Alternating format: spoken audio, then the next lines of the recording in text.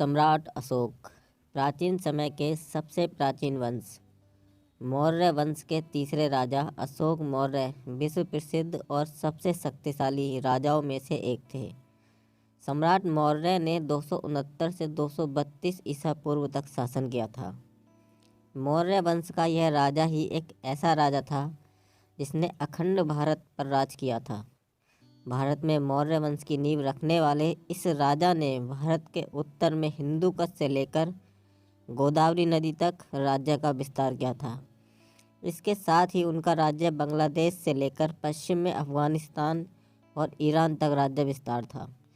सम्राट अशोक एक महान राजा होने के साथ साथ धार्मिक सहिष्णु भी थे।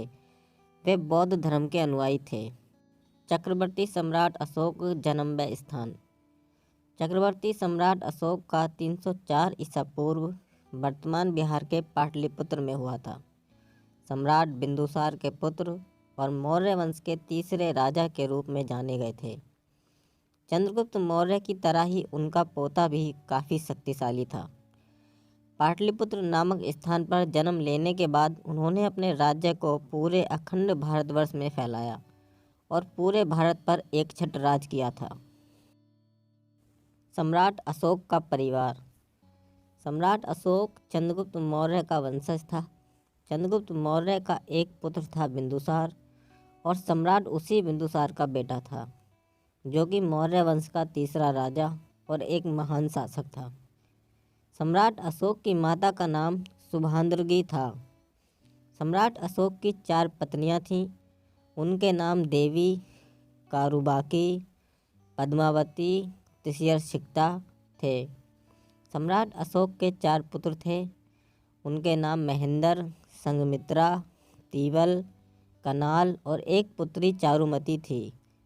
सम्राट अशोक जन्म से ही एक महान शासक थे। उसके साथ ही वे ज्ञानी और महान शक्तिशाली शासक भी थे। महान सम्राट अशोक अर्थशास्त्र और गणित के महान ज्ञाता थे। सम्राट अशोक ने शिक्षा के प्रचार के लिए कई स्कूल और कॉलेज की स्थापना भी की थी। सम्राट अशोक ने 284 ईसा पूर्व बिहार में एक उज्जैन अध्ययन केंद्र की स्थापना की थी। इतना ही नहीं, इन सब के अलावा भी उन्होंने कई शिक्षण संस्थानों की स्थापना की थी। सम्राट स्वयं शिक्षा के क्षेत्र में भी कई महान कार्य किए थे, जिनकी वजह से उन्हें एक महान शासक के नाम से जाना जाता है। सम्राट अशोक के साम्राज्य विस्तार की बात करें तो सम्राट अशोक का साम्राज्य अखंड भारत में विस्तृत था। उत्तर से दक्षिण हिस्से तक केवल सम्राट अशोक का ही राज था। उत्तर से हिंदू कुश की श्रेणियों से लेकर दक्षिण तक और पूर्व में बांग्लादेश से पश्चिम में इराक और अफगानिस्तान तक अशोक का राज्य विस्तार था। सम्राट अशोक का राज्य वर्तमान के भारत, पाकिस्तान, अफगानिस्तान, नेपाल, बांग्लादेश, भूटान, म्यांमार और इराक तक फैला हुआ था। तत्कालीन समय में भारत काफ़ी फैला हुआ था। आज के पाकिस्तान, अफगानिस्तान, म्यांमार, नेपाल और भूटान उस समय भारत का ही हिस्सा थे। सम्राट अशोक ने अपने राज्याभिषेक के 7वें वर्ष ही कलिंग पर आक्रमण किया था, जिसमें बहुत खून खराबा हुआ। सम्राट अशोक के 13वें शिलालेख के अनुसार यह बताया गया है कि इस युद्ध में दोनों तरफ से करीब 1 लाख लोगों की मौत हुई थी और कई लोग इसमें घायल भी हुए थे। सम्राट अशोक ने इस नरसंहार को अपनी आंखों से देख काफ़ी दुखी हुए। इस युद्ध से दुखी होकर सम्राट अशोक ने अपने राज्य में सामाजिक और धार्मिक प्रचार करना आरंभ किया। इस घटना के बाद सम्राट अशोक का मन मानव और जीव के प्रति दया के भाव से भर गया। इस घटना के बाद सम्राट अशोक ने युद्ध न करने का प्रण लिया और लोगों में शांति का प्रचार किया। कलिंग के युद्ध की घटना के बाद सम्राट अशोक ने बौद्ध धर्म को अपना लिया और इस धर्म के अनुयायी बन गए। अपने राज्य में इस धर्म का प्रचार किया और लोगों को जीव और मानव के प्रति दया भाव रखने का संदेश दिया। सम्राट अशोक का शासन तकरीबन पूरे तत्कालीन भारत में था और सम्राट अशोक मौर्य भी अपने दादा चंद्रगुप्त मौर्य की तरह ही जैन धर्म का अनुयायी था। उसने अपने जीवन काल में कई भवन, स्तूप, मठ और स्तंभ का निर्माण करवाया। सम्राट अशोक द्वारा बनवाए गए मठ और स्तूप राजस्थान के बैराग में मिलते हैं। इसके साथ ही सांची का स्तूप भी काफ़ी प्रसिद्ध है और यह भी सम्राट अशोक द्वारा ही बनवाया गया था।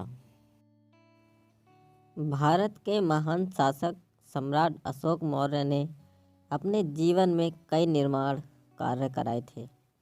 सम्राट अशोक ने अपने जीवन में कई शिलालेख भी खुदवाए, जिन्हें इतिहास में सम्राट अशोक के शिलालेखों के नाम से जाना जाता है। मौर्य वंश की पूरी जानकारी उनके द्वारा स्थापित इन्हीं मौर्य वंश के शिलालेखों में मिलती है।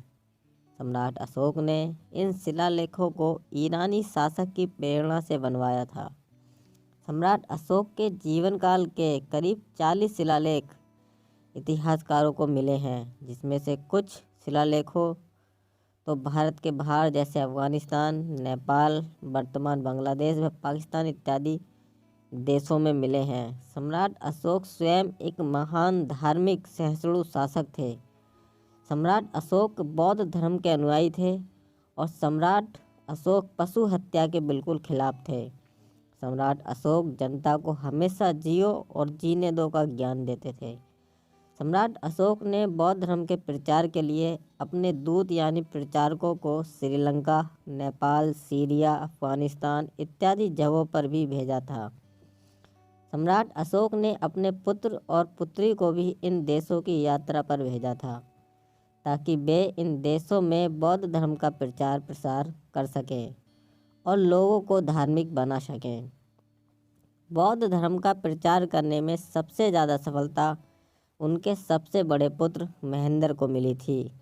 उसने श्रीलंका राज्य के राजा तिस्म को बौद्ध धर्म अपनाने के लिए विवश कर दिया था, जिसके बाद राजा तिस्म ने बौद्ध धर्म को राज्य धर्म में परिवर्तित कर लिया।